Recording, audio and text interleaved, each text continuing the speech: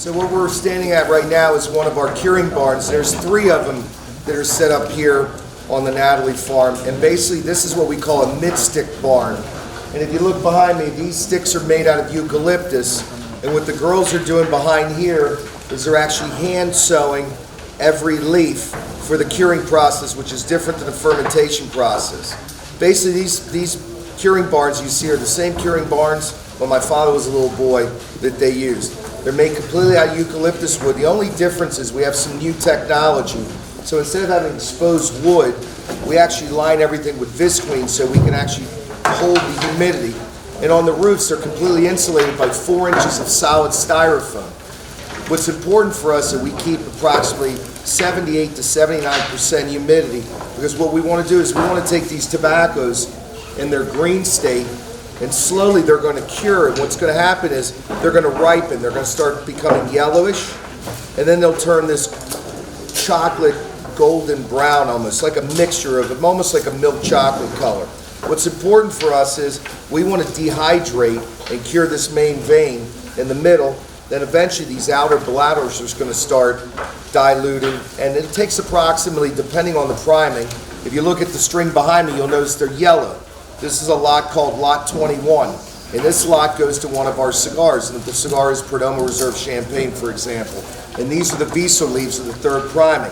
What's important is when we line these leaves that we don't put them together, because if we put them together, what's going to happen is we're going to get mold. So what we do is we actually take these 2 veins. If you look behind me, you'll see the young lady is hand sewing each one of those. This barn here carries 45,000 sticks that have 72 leaves on them, or about 3.2 million tobacco leaves to fill this curing barn. We fill this up 3 times, each one. So you have 9.6 million leaves in each barn that's going to go into the curing process from this particular farm and these different lot numbers. So if you look, you'll see these girls are actually, not only are they sewing these, but they're actually classifying them by size, width, and texture. The reason we use one color string is because we want to make sure that we cure all these tobaccos together, because they're going to go in a particular blend of the cigar. And we want to have the dosage of the blend to be consistent.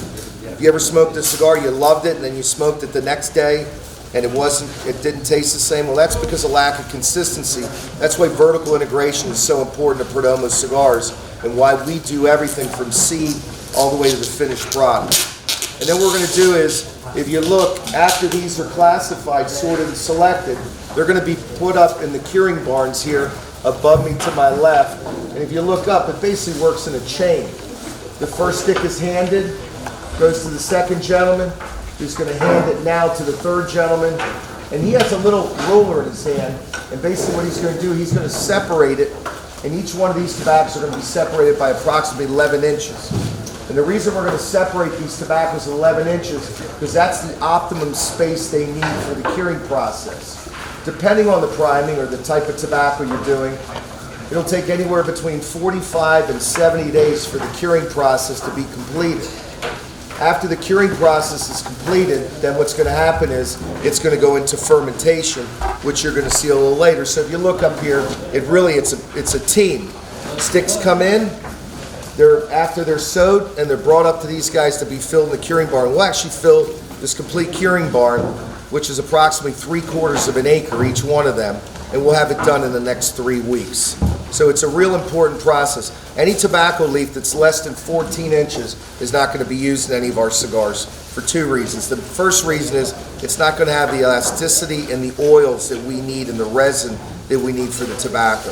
Since we use no topical water in our leaves, and we actually water from underneath with the drip system that I showed you earlier, these tobaccos are tacky and sticky, which is with the flavor characteristics of what you like in a cigar. And these tobaccos are full of resin, oil, starches, and sugars. And at the end, when this is a finished cigar in the next 3 years, you're going to really be able to enjoy all the labor and the passion we did to grow this tobacco.